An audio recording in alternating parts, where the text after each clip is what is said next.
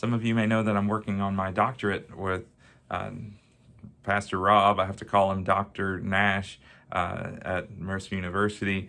But one of the books I read for that was called Canoeing the Mountains. And you're like, what? How do you canoe mountains? Well, it's a book by a man named Todd Bolsinger, who was a consultant for denominational organizations, and he speaks about the current state of the church and how, and this was before COVID-19 hit. The book came out just a few years ago, but the current state of the church back then, it was already in uncharted territory. Who knew the uncharted territory we would find ourselves in right now, as we're learning to make videos and to do live streams, and how do we connect virtually, and does that fill the same void and the need that we have? We're figuring out all kinds of new things. I've learned more about the internet and how it works, and megabyte speeds and upload speeds, than I ever wanted to know in the past few months. But Todd Bolsinger says in Canoeing the Mountains, he talks about being in uncharted territory, and he uses a metaphor of Lewis and Clark and how their expedition was able to succeed in spite of all the unknowns. They had no idea how far it was when they started canoeing up the Missouri River. They actually thought that they could canoe up the river, and they knew it would get smaller and smaller, but they thought they could keep going by water and transport everything by water, and they thought they would reach a point where they were at the base of a mountain, and that they could climb over that mountain and find more water on the other side, and they would only have to transport their goods up one mountain and down another, and they would find some water and make their way to the Pacific Ocean. They knew the Pacific Ocean was there, but they didn't know exactly how far it was. They thought that's what they could do. Can you imagine how they felt when they reached the end of that first water, the headwaters of the Missouri River? They reached the head of that. The water ran out. There was a mountain. There you go. They climbed the mountain. Can you imagine how they felt when they looked out across the Rocky Mountains? That's what they found. They didn't find another stream on the other side that they could pick up and take the rest of the way. They found this vast, extensive mountain range known as the Rocky Mountains, a whole range, hundreds of miles, with no water to help them transport their goods and make it to this new space. So they had to adapt. They were in uncharted territory. They were canoeing the mountains at this point. And so that's the metaphor. And so he draws wisdom from that expedition in how to adapt, in how to react when things don't go the way you want them to or think they should. And that's where we are right now. We're in the middle of, hey, this isn't working out like we thought it would. We're supposed to take a few weeks off from school and stay home, and it was supposed to go away, or at least get better. And now you watch the news, and there's thousands and thousands more cases every day. It's hard to comprehend, and nobody knows what's next. Nobody knows what's going to happen. And so we draw from stories like the Lewis and Clark expeditions. How did they adapt to the unknown? How can we adapt to where we are in this space between the life we knew and this emerging reality that we're not sure what's going to happen? And so I really like what Tony Cartledge says in our Nurturing Faith. He talks about Todd Bolsinger's book, Canoeing the Mountains, and he says countless meetings and interviews and brainstorming sessions were conducted as Todd was working with denominational organization that he was in. I think he's in the Presbyterian Church progress reports were composed and distributed. Many people expressed excitement about the potential new direction. All seemed positive, but when the final proposal was presented, an underlying fear of change prevailed. After 2 years of an intense work, the proposal was voted down. I mean, can you imagine? You put in all this work. There was a job that the denomination set out for you to do, and you put in all these countless hours doing the job they asked you to do, and putting together a plan to adapt to a changing world and to make changes in the structure of the denomination. And it comes down to the end, and they say no. You did what they asked you to do, and they say no. How often have you felt like that in your life when you had your plans and then reality wrecked all those plans? You may not know, I sat down in January and I mapped out a choir plan for the entire year. I had our anthems picked out for the entire year. You can ask the choir. We had a retreat at my house. Everyone came over, and we sang through all the new songs that we were going to learn through the year. And that was in January. And what a plan I had. It was incredible. And look what happened. The plan was no good come mid-March. That's what life does to us, right? We have our plans, and then life takes a different course. And so our character is tested by how do we respond in those instances. And Tony Cartledge uses Elijah, one of my favorite biblical characters, so much so that I named my son after him. He uses the story of Elijah to get to this point here. Elijah had some pretty big plans, had some pretty big expectations about how things were going to go. And really, he was one of the only prophets that were out there that was standing up in the name of God, trying to speak truth to power. That's one of the things a prophet does. Well, where did it get him? It got him being an outcast. He has this mountaintop experience where God shows up in a mighty way. There's this showdown between Baal, or you might have heard it pronounced Baal. Baal is really just a term for Lord in that language, but the Baal that was worshipped at the time, it was people thought, well, that's God, and then you had the Hebrew God, and so there's kind of this showdown. Who's the real God? Is it Baal or is it Yahweh in that language? And there's a showdown on the mountain. You might remember from Sunday school as a kid. They have a bull that they put some wood around, and they're like, okay, whoever's God lights the fire for this sacrifice, that's the real God. And so the prophets of Baal are there, and they're calling on their God, and nothing's happening, and they start,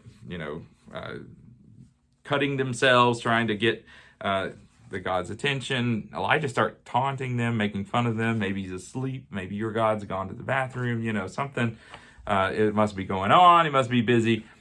Well, he calls on his God, and fire comes down, consumes it. Like he even makes a big show of pouring water over the thing to make sure, there's no tricks here.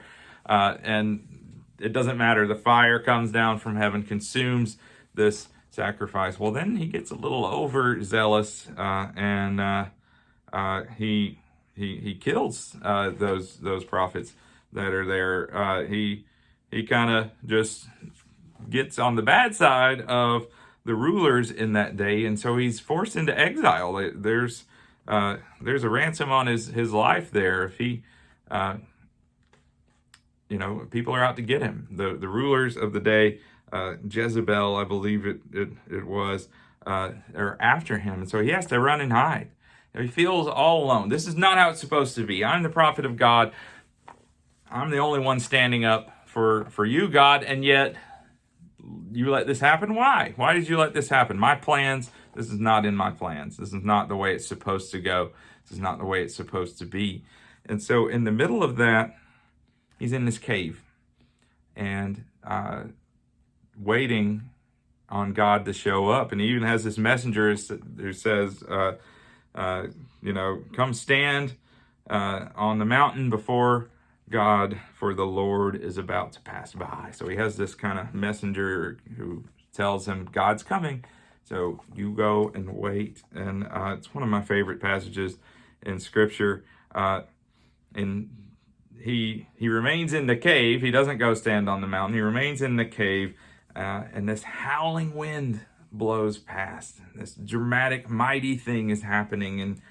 And he's like, okay, God's about to show up, right? So strong was the wind that it was splitting mountains and breaking rocks in pieces before the Lord. But surprisingly, the Lord was not in the wind, right? We often look for God where God is not. We think there must be meaning in something. There must be a reason for every little thing. And sometimes it's not what we think it is, right? Sometimes God is not making that thing happen in the way that you think. And so that's where Elijah was. Well, after the wind came a frightful shaking of an earthquake. But the Lord was not in the earthquake. On the heels of that, Timler, Elijah felt the heat and heard the roar of a wildfire racing across the mountainside. But the Lord was not in the fire. When all the commotion ceased, an eerie silence settled over the land, so tangible that Elijah could hear it. Translators struggle to describe what Elijah experienced. The KJV says there was a still, small voice, while the NIV has a gentle whisper. Literally, the text says that Elijah heard a kol demama dacha, a sound of thin silence. I like one translator who says a thunderous silence. And that's where Elijah found the voice of God, in the silence. The rejection he had felt and the uncertainty of his future and the fierceness of his opposition may have seemed as fearsome as a storm wind, as tumultuous as an earthquake, as ravaging as a forest fire. But God was not behind that. God was not the author of Elijah's discontent. I think that's something we need to hear during the tumultuous season in which we find ourselves. God is not the author of our discontent. God is speaking to us. Make no mistake about that. But God is not the force stirring us up to anxiety and depression and anger and whatever range of things we're feeling. Perhaps God wanted Elijah to learn that in the midst of the storms of life that make it hard to get ahead, the upheavals that turn our lives upside down, and the burning heat of anger and disappointment and loss, in the middle of all that, God is still with us. In times like that, we may wish for God to speak up and make everything clear, but that is not the way God works. More often, God is present in the sound of silence. At the beginning of this pandemic, it was kind of nice to be at home more. There was a little more silence, but I think the voices in our heads have grown louder. And depending on who we're listening to, we're moved to anger for some reasons. We're moved to anxiety and fear for others. It depends on who we're listening to. But our own voice, what is it telling us? I know for me, I'm struggling. What do I prioritize? What do I spend most of my time on whenever the kids are asleep and I can really focus on getting some work done?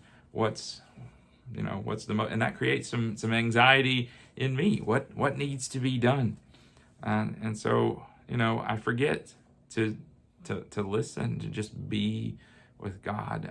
We just had an ordination last Sunday, and Maria, during the council, spoke of a story where she described God as, well, I haven't been saying a lot in my prayers, but God and I have just been sitting together in the same room. We're just with each other. I need a little more of that in my own life. So, I think we all do. I think the voices in our head, the thought trains, as Guyeth Nash describes them, are taking us in the wrong direction. They're leading us away from peace, away from God, away from a good path. We need to turn those around sometimes. We don't need to follow those thought trains in the direction of anxiety and fear. We need to just sit with God. And I think it can make everything better. Elijah had made the common mistake of thinking it was all about him. We've been doing that a lot recently, right? Let's give another thought to God's insistence that Elijah listen to or through the silence. Our culture seems addicted to noise, right? Even people out for a solitary walk tend to wear earbuds to crank out music or podcast. As the daily clamor of life assaults our ears, our minds crackle with inner static as we try to remember all the errands that need doing and the work that hasn't been done. That's me. One potential blessing of the COVID-19 pandemic and the resulting social isolation is that we've had more opportunities for silence and for listening to God. While some have called it the great interruption, others think of it as the great pause. The noise continued, of course. We had the option of binge watching the news or Netflix, but that could only satisfy for so long. With less time spent in traffic or in meetings or in watching sports, we've had more opportunity to shed the insulating layers of noise. Let our hearts and minds lie bare before God. It doesn't matter how low we feel. It doesn't matter how low we feel, how battered and bruised, how fierce are the storms that surround us. God is there, speaking through the silence. If we are willing to become quiet enough, open enough, vulnerable enough to hear, there is meaning in this life. There is hope. There is work for us, worthwhile work that will make a difference for Christ and for our world. Will we listen for it this week? I challenge you to turn off everything right now and just try to listen. I think you'll find God is speaking. If God isn't saying anything, you might just become aware that you're sitting in a room with God present with you even now. Amen.